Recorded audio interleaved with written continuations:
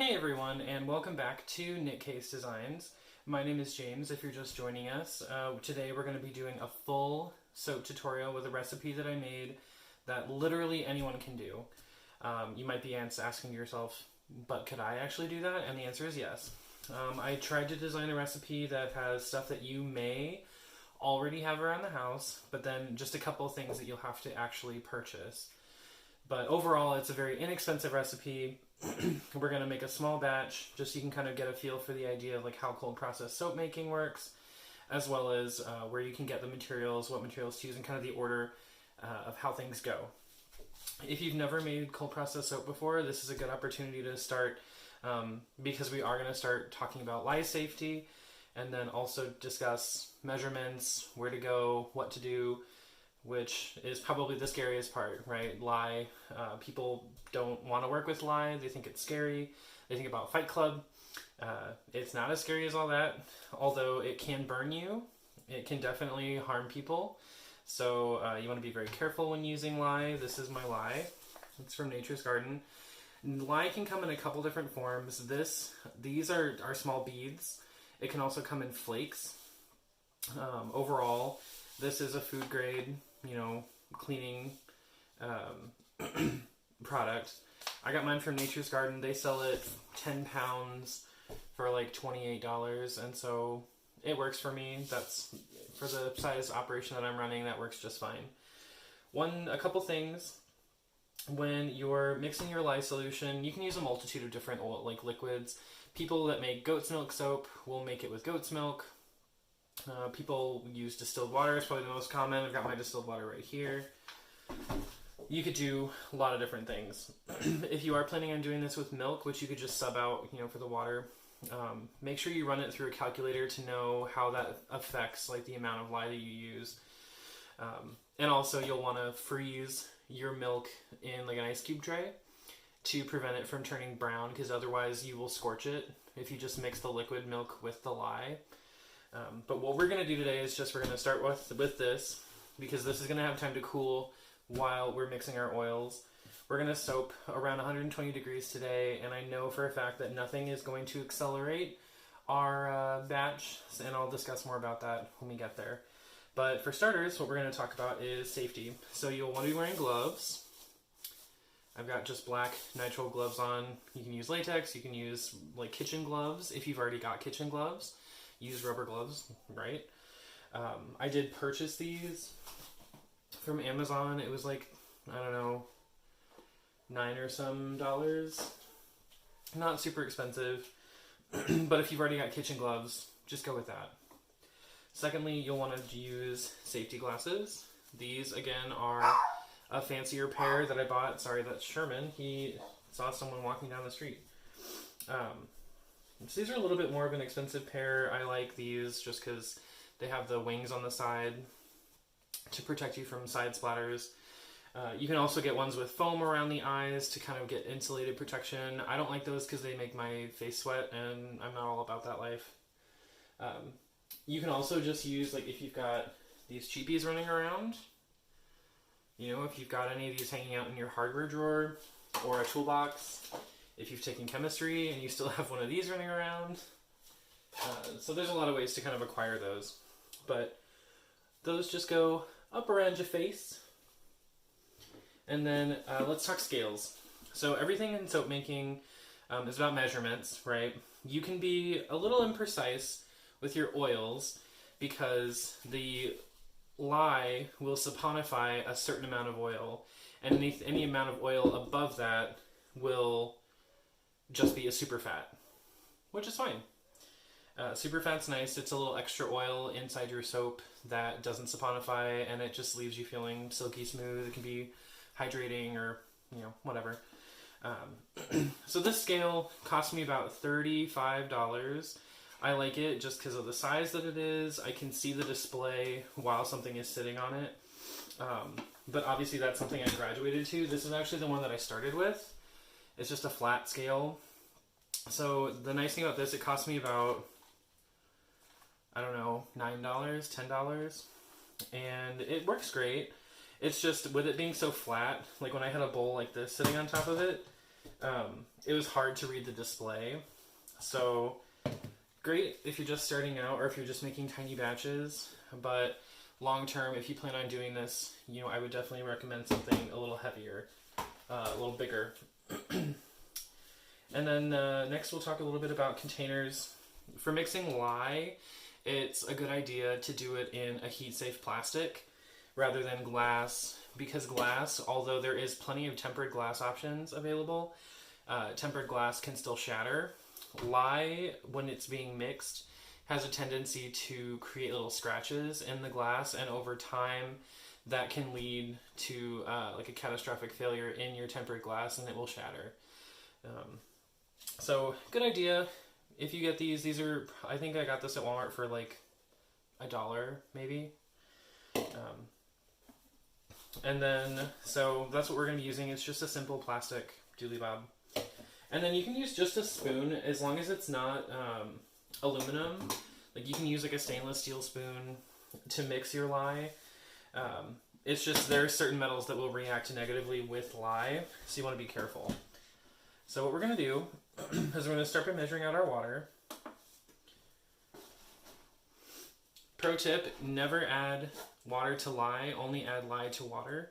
Otherwise you can get what's called a lye volcano, because the reaction between these two things is an exothermic reaction, which means it creates heat, and a lot of it very quickly. This will probably become a little over 240 degrees in about 10 seconds or less. So you got to be careful.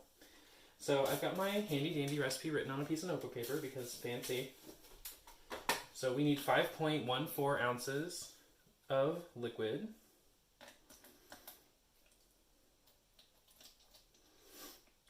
And you know, normally I do use a water discount in my own soap, but for this, I think it's totally fine to just do what we're doing. So it's 5.2. I'm just going to put a teeny bit back.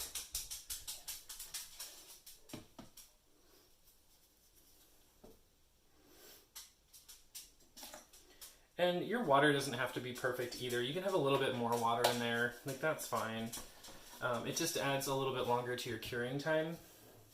So we have our water. And now I'm going to tare my scale, so that means it's going back to 0 so that I can measure my lye. I'm actually going to do this in a separate container.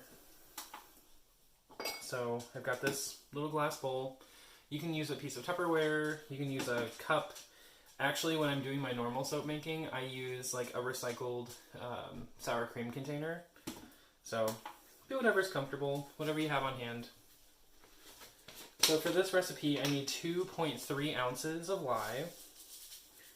So I will go ahead and measure that out. And this you do want to be very precise. You do not want to add more lye than your recipe calls for, because otherwise you'll have unsaponified lye in your soap, and that can definitely burn people. We don't like that.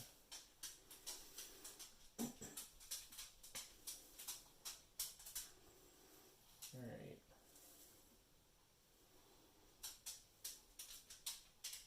We're getting there.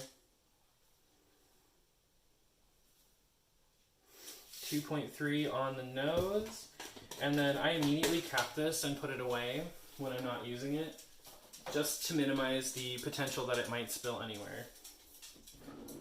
I'm going to go ahead and grab a spoon, and we'll use a tablespoon. So again, just like a spoon from my kitchen. So I'm going to set the lye down, turn my scale off and move it to the side, and then you want to try and do this around, like not around, you know, well-ventilated area. You don't want your pets or kids around. Definitely want to have your safety precautions on.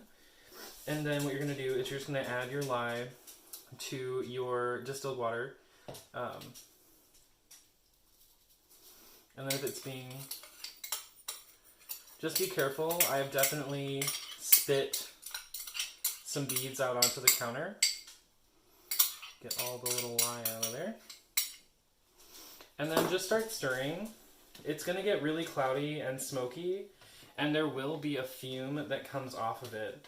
And that fume can burn you or burn your lungs if you breathe it in. So if you want to wear a mask, wear a mask. If it doesn't bother you that much, don't worry about it. But don't go too fast because you can definitely slosh water out of your container and definitely burn yourself. Because at this point we're creating an acid, and it does not feel very nice to burn yourself with it. So it's going to be cloudy. Just keep stirring. Even if you think all the lumps are out, there may be some kind of lingering. So just keep stirring.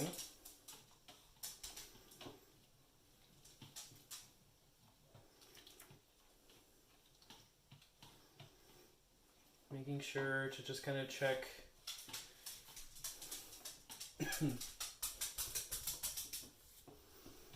So after you've stirred for a good, 30 to 45 seconds, you should start seeing a little bit of clarity. And that's good. You want to try and make sure all the lye is dissolved.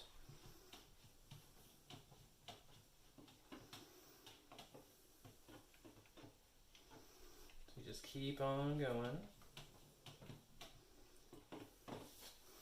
And I still have a couple of chunks in here that I can see. Just keep stirring.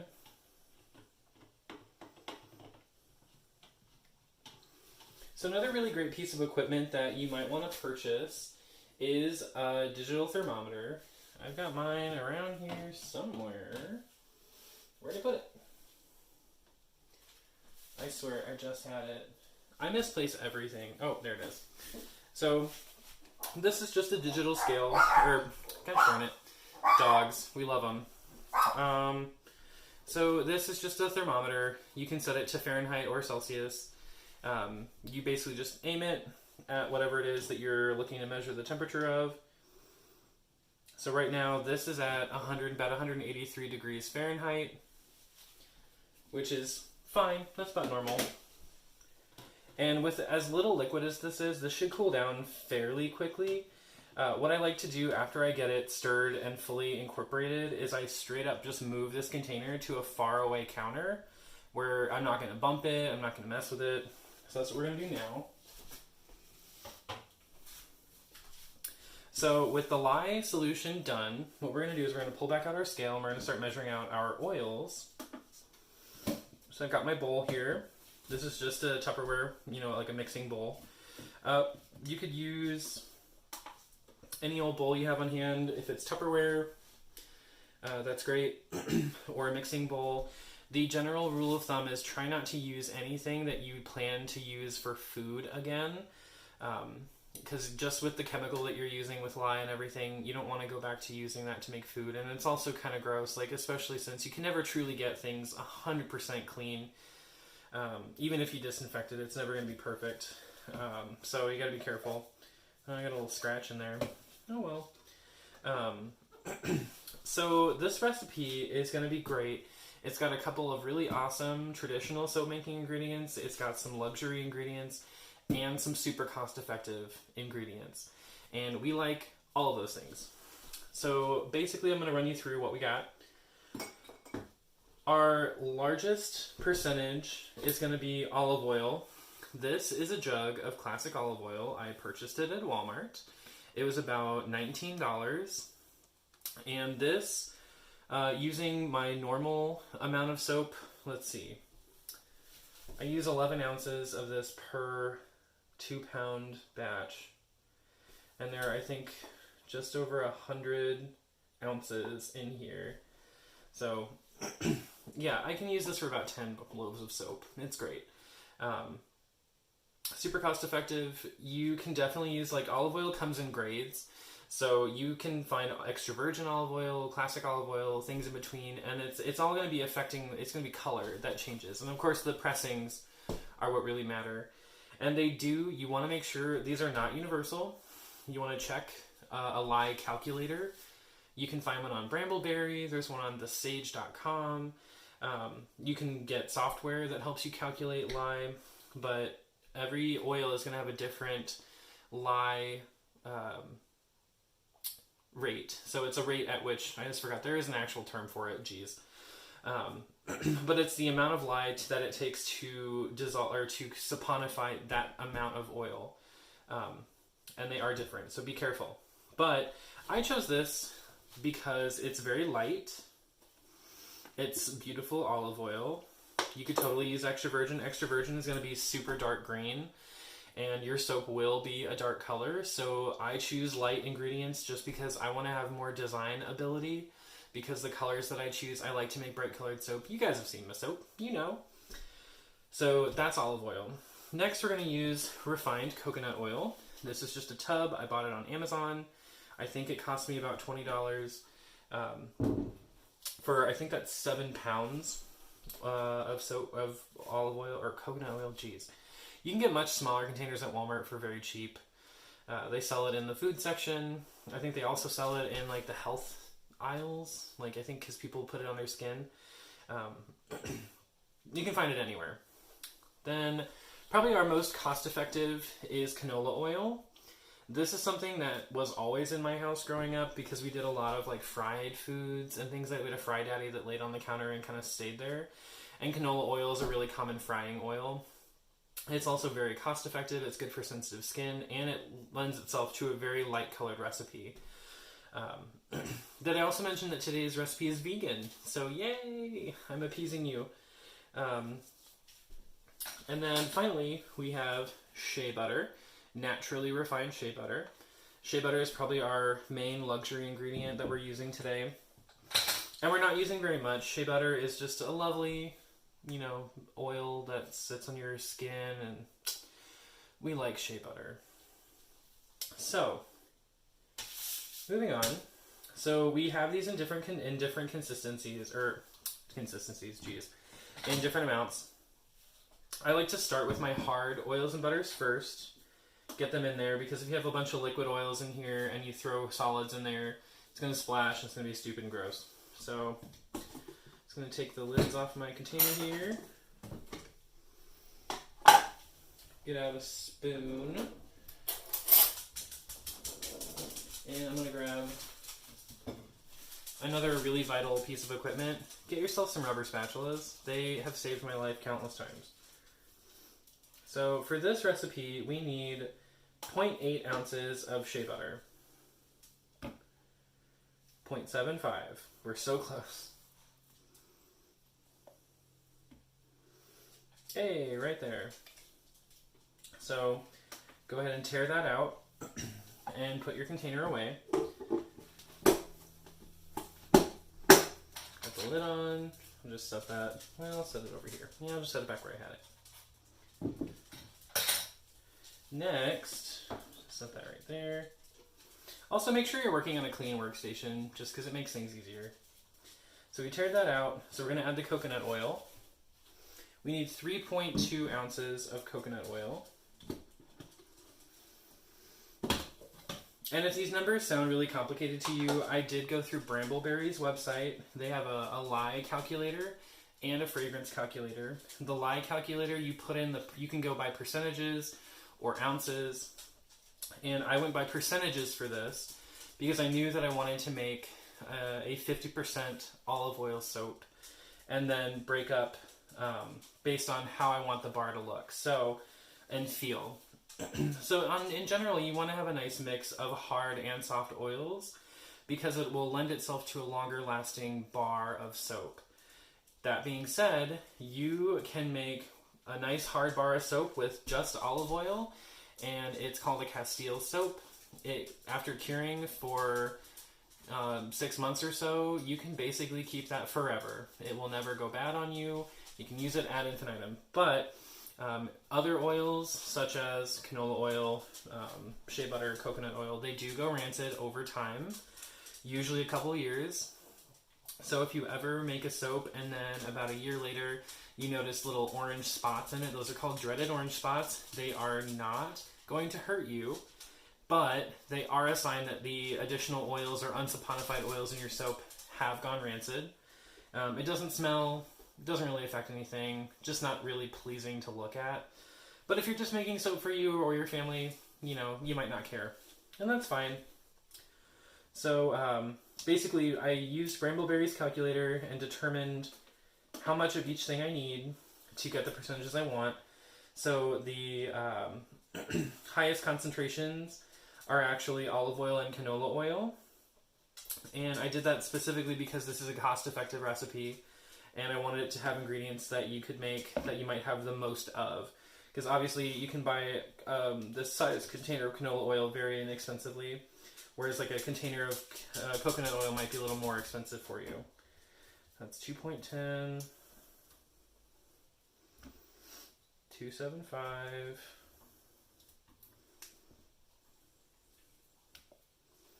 295, 305. Okay, we're getting there. Oh, a little bit too much. So we'll take a little bit of that out. 3.25, I can live with that. It's pretty close.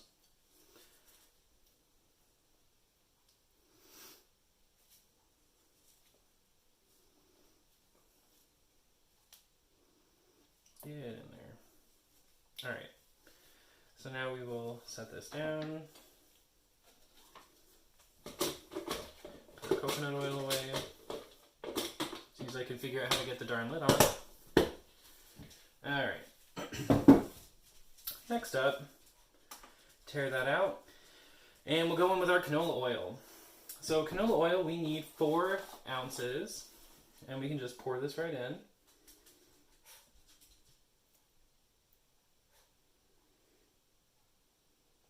4 ounces. And I am going a little over on pretty much all of these oils. It's not a huge deal. Oops. Like I'm not like going an entire ounce over, just a little bit.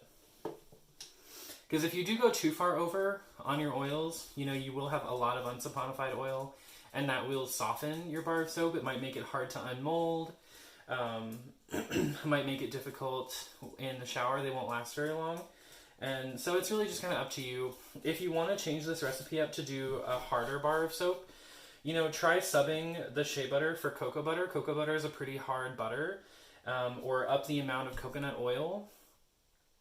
Typically, it's suggested for a general, you know, soap making practice that coconut oil shouldn't be used above, I think, 30% of your recipe, just because too much coconut oil can actually dry out your skin rather than moisturize it. So you want to be careful and just do your research. Read some books.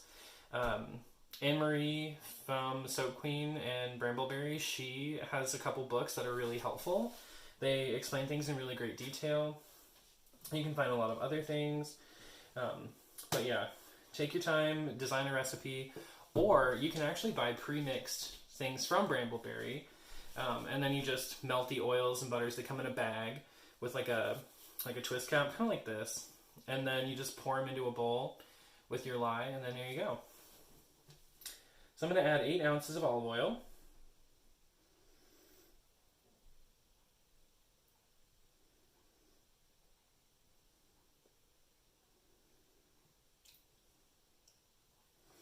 There we go.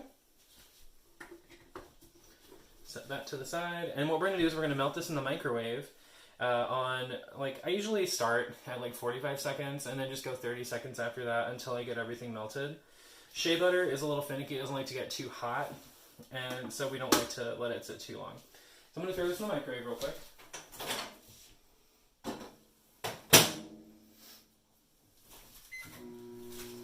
Alright, while that's going, I'm going to measure out our, we're going to talk about what fragrance we're doing, our mold, our additives, and potential colorants. Oop.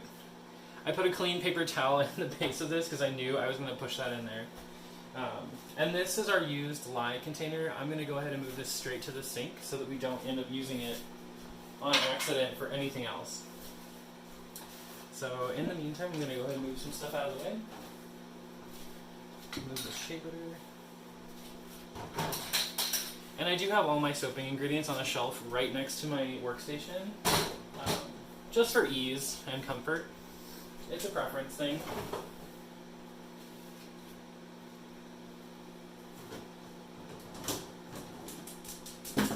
But everything is up off the floor. I don't like to have anything on the floor. And actually, if you do run a soap business, it's, I think, illegal. I don't know if it's illegal. It's just, you can get in trouble for not storing things on the floor that are like a certain size. I'm not sure.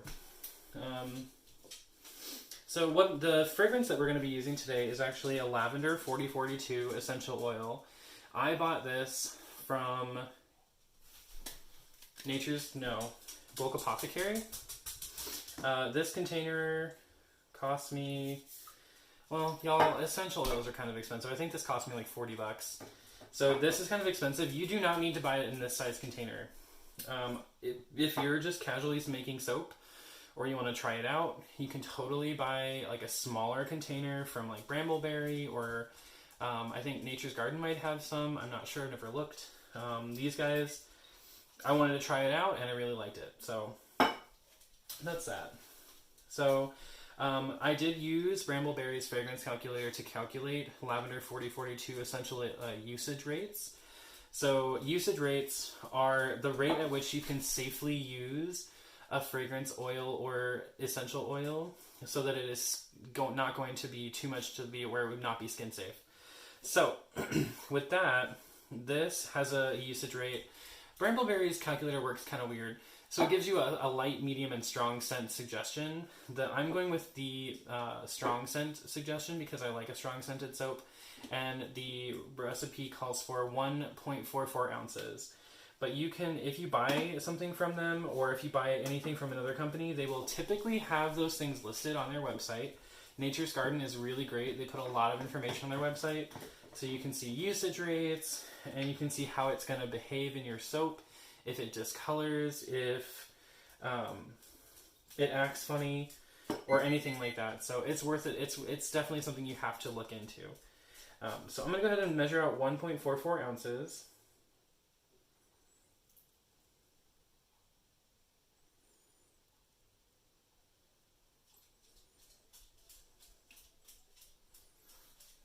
Alright, there we go.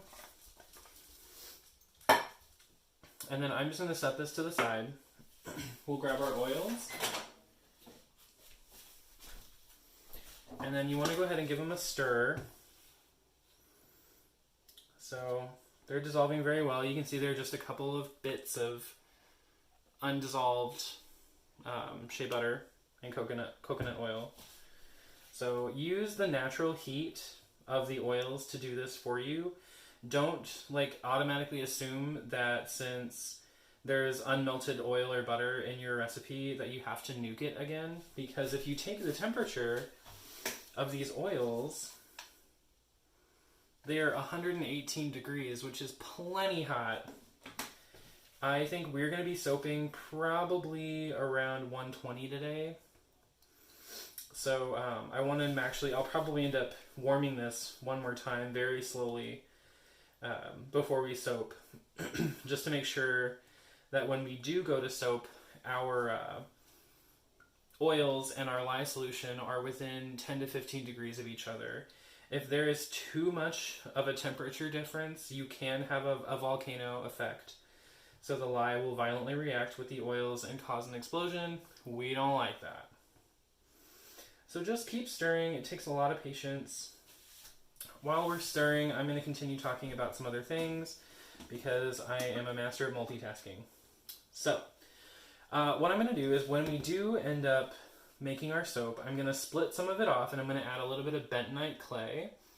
This is just to get you thinking about natural colorants. Bentonite Clay, it's going to be kind of a gray. It will have a little bit of a purpling sort of effect, but it's not like a purple color. You can buy clays that will make it seem more purple if you're into really care about your lavender soap being purple. But for me, we're going to have a little bit, just to have a two-color effect, we have a little bit of Bentonite Clay in there. And then on the top, we're going to decorate the soap with just some Lavender Buds. This is a container. My fiance's mom got me this, a year and a half ago, 2 years ago. And they're just dried lavender buds. These are perfectly edible. But I use them to decorate the tops of soaps. And they're just lovely. But you can find those pretty much anywhere. You can order them online. And see, just another little bit of stirring and our remaining solid bits are fully melted. I'm just going to set that down. So as a complement to that, just because, I mean, you can never have too much fun things, I'm just going to add a couple poppy seeds, because why not? They add a cute little color on top. They're fun, and I'm just like thinking a nice little smattering of these two things. It's going to add really nice contrast. And that's the thing about soap design, it doesn't have to be super complicated. Like, we're literally working with two colors, one of them being the natural soap color, which is going to be a kind of a creamy off-white, and then a little bit of gray from the Bentonite Clay. And then on top, we'll just have a little bit of a floral and a little black poppy seed, which will look very stunning on top of the soap. So now talking about containers, I am going to be using this little mold from Brambleberry. This is a 1 pound loaf mold. It should make about 4 1-inch bars. You do not have to buy this soap mold. You can buy anything. You could use a Tupperware container. I have definitely made soap in a Tupperware container before. You can get these little silicone cupcake things, and use those. You don't even need a cupcake tin. These actually hold their shape pretty well as long as you don't overfill them. You can make soap in them right on your counter. You can do all sorts of things. You do not have to use or buy a mold like this. So it can be very inexpensive. Also, if you ever check like Walmart around the holidays, they'll often have like fun little seasonal. They're usually for like candies or little cupcakes. You can find silicone molds very inexpensively. And you can use those, and they can be decorative. It's super fun. Like, do you guys remember the hearts that I made? I've got them running around my kitchen somewhere. But they're just little soap hearts. Cute. So that's it for containers. What we're going to do now is we're going to move this out of the way. And then when we do go to split, I've got a secondary measuring cup right here. This is a long spout. You can get these on Amazon or from Brambleberry. You might be able to get these at a kitchen supply store. They don't have to be long spout. I just have that, so there you go. So our oils are nice and melted. Let's go ahead and take the temperature of our lye solution and see how that's sitting. So here's our lye solution. It's just been sitting over in the corner. Right now it's about 126 degrees, so we could actually soap right now. Our oils are at 107, so not too far off.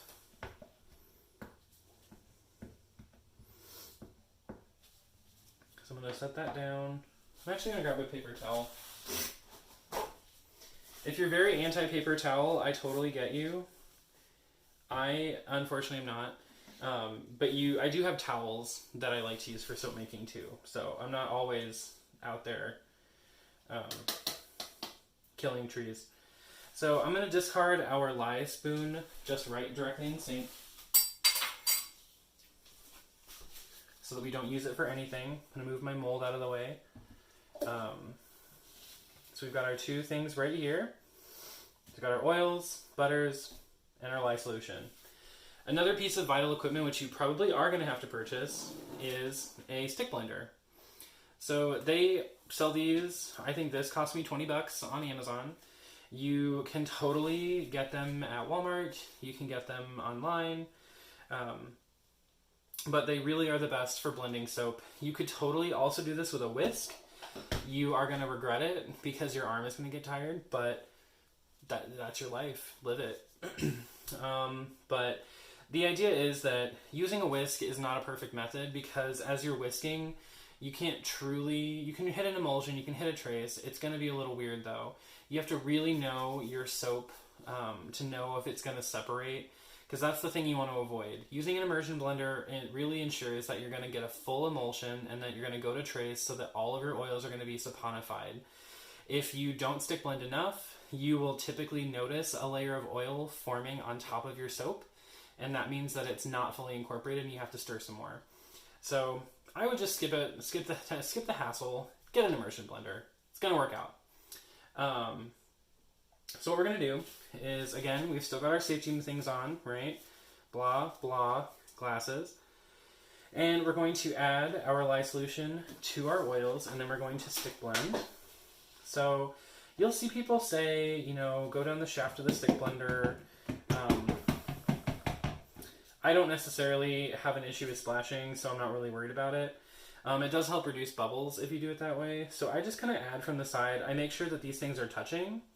I don't like add from high above, so I go low. And then I just tip it in. See, no splash, no bubbles.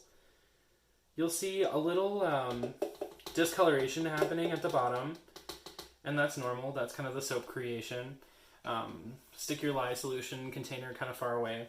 So now we're going to alternate little pulses and stirring to make sure everything gets incorporated. So you can see the soap is starting to change color. Give it a little stir. A couple pulses, a little stir. And what we're going for here for this soap is a light trace. So trace refers directly to the point at which you can trace thin lines on the top of your soap, and they don't reincorporate into the soap. So we're going to give this a nice stir, kind of a fast stir. So right now this is kind of a nice buttery yellow. And we have definitely reached emulsion. I don't know if you can see this at all, but you can see like it's kind of thickening up, but it's not leaving lines. I know center has changed for me on this, so it's just like, all right, what's going on?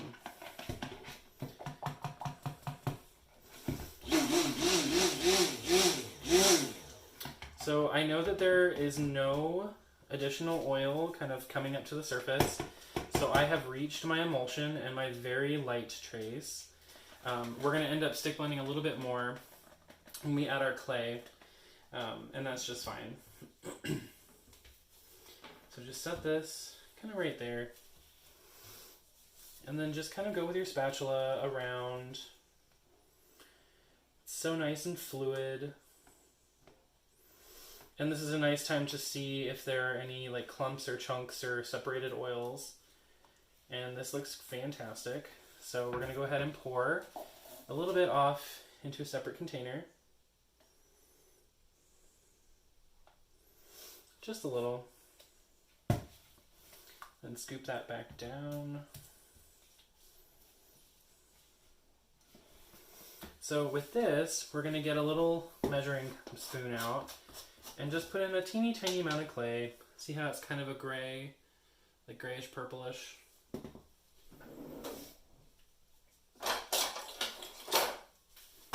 So for this, I think I'm going to add a half a teaspoon of clay.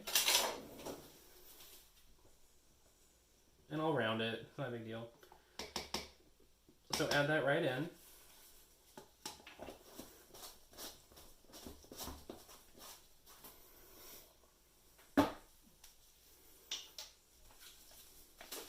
And then we just go in with our stick blender, give it a little burp.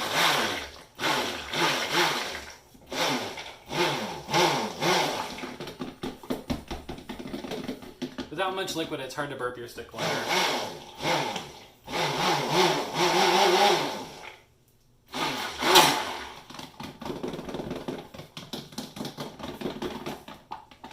So that isn't actually the color that I think I want, so I'm going to add a little bit more clay. Just a little. Jeez, make sure this stays where I put it. There we go. And then frequently give this a stir just to make sure it's not coming together on you.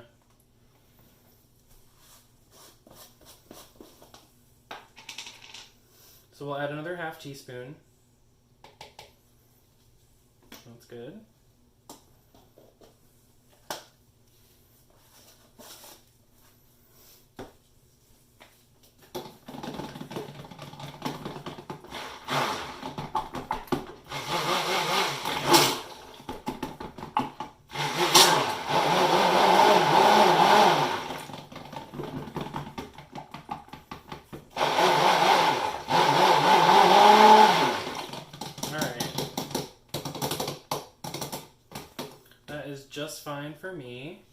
And so now what we're going to do over here is we're going to actually stick blend this a little bit more, because you don't want them too far away from each other in terms of like thickness, because then they might not design well for you.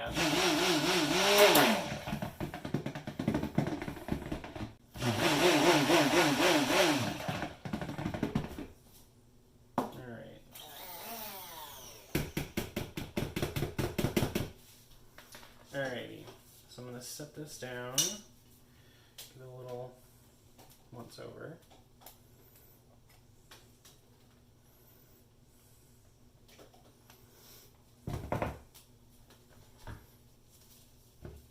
So, at this point, what I'm going to do is I'm going to add our essential oil directly to each container, about half in each.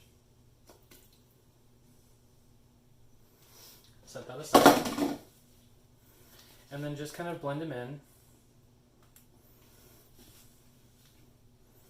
And for this, you just want to make sure that they're incorporated. They don't have to be stick blended in. Just give them a nice little stir.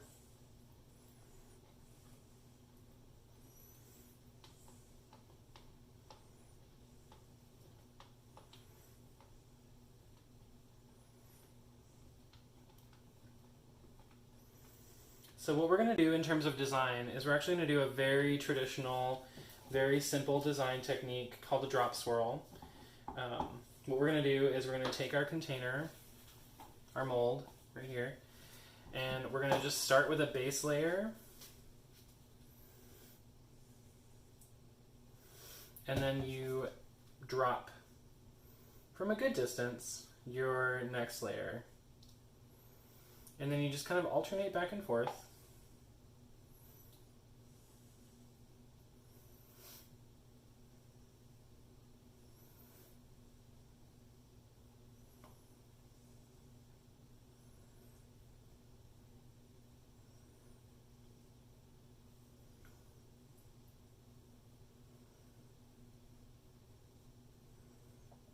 I sometimes go in like little spiral patterns or little zigzags, just to kind of add variety.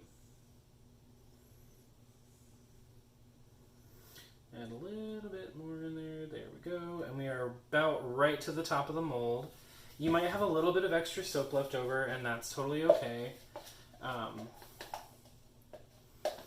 Personally, I think it's better to have a little bit of extra soap than not enough soap, because I want to make sure I fill my mold. So I have just a tiny bit of soap left, so what I'm going to do is I'm going to grab one of those little cupcakes that we had earlier and just put it in there.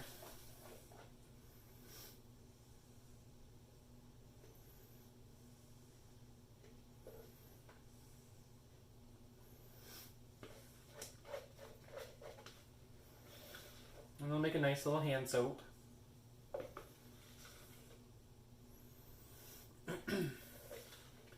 So typically what you'll want to do is scrape out your containers just to make sure there's not a ton of extra soap left over. And just kind of set them off to the side. And if you want, you can go ahead and clean up a little bit, being mindful of your molds. Set that one there, that one over here. And then I'm going to wait probably about 10 minutes for the big mold to thicken up. And then we're going to come in and we're going to texture the top a little bit with a super easy spoon technique, and then decorate it with our additives. And for the small one, I think I'll just put additives on. I'll just put that right there. So I'm going to pause now for about 10 minutes, clean up a little bit, and then we'll be right back. Okay? Thanks for hanging out. Okay, we are back, and I zoomed in a little bit so you could see the design a little bit better. So what I'm going to do is I'm going to take my spoon, and I'm just going to kind of rake back and forth on both sides and give it kind of a peaked effect. So you can see after a couple minutes of waiting, it's got a nice kind of puddingy consistency.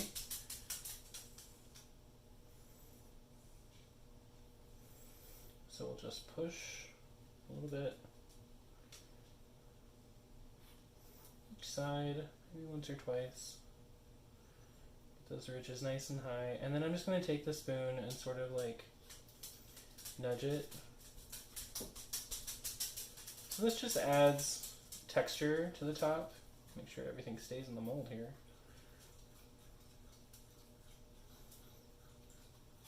And like stovetops don't have to be perfect.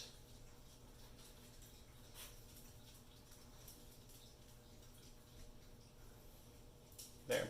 I'm pretty satisfied with that. So I'm just going to set our spoon aside. Just going to rest it there. And we'll go ahead and decorate a little bit. I'm going to put my poppy seeds on the bottom.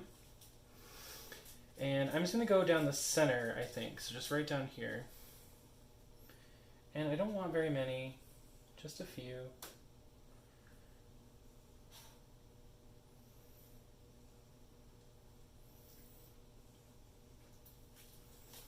Give this up. Get some clumpies in here. There we go. So it turned into a little bit more than a few, but that's okay. Then we'll go in with our lavender. And same thing, we'll just tuck it on the top.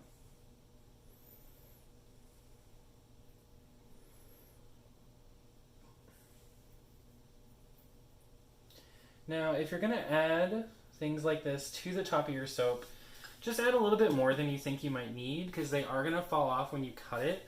And then sometimes you might just poke them in a little bit with your finger. Doesn't have to be a lot. But then that is the top of our soap. It's gorgeous.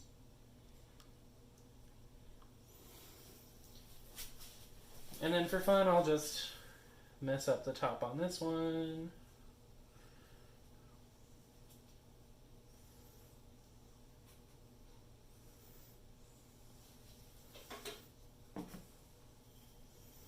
Add a little bit of lavender, a little bit of poppy seeds. And now this one can be pretty too. See, there you go. So you can see a simple design like this can still be very beautiful and elegant. It's got kind of a farmhousey feel to it. It's got like so many different elements. I'm just digging my sides down a little bit deeper.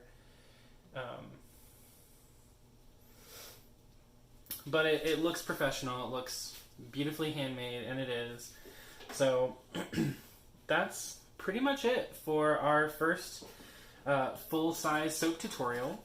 I'm going to start calling this the Easy-Peasy soap tutorial. It's, again, we're going back to, it's a vegan recipe, it's small batch, you can make it with things that you might already have around the house. You only have to purchase minimal amounts of things like lye, a scale if you don't already have one, a thermometer if you don't already have one. You can totally use like a regular thermometer, like a meat thermometer even. You just have to be careful, make sure it's calibrated properly. You don't have to use an expensive mold. You can use something like a silicone cupcake liner, or just a Tupperware container. And then just simple things that you can buy at the grocery store. So let me know what you think. If you appreciate this and you want to see more, let me know. If you have an idea for soap that you'd like to make, or you think you want me to make, let me know too. We can talk about anything. So yeah, I'd love to see your questions. And if you like the content, please subscribe. I've got more stuff coming, so we're looking out for you. Thanks for joining me tonight. Bye.